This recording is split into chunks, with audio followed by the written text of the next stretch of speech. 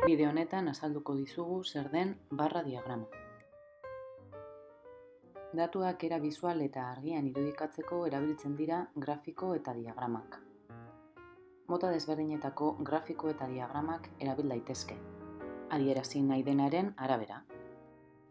Erantzun anitzeko galderentzat, hobe da barra diagrama erabiltzea. Barra diagrama elkarren ondoan dauden barrek osatzen dute. Barren luzerak adierazten du balioa. Barrak horizontalean zein vertikalean marraz daitezke. Ikus dezagun adibide bat.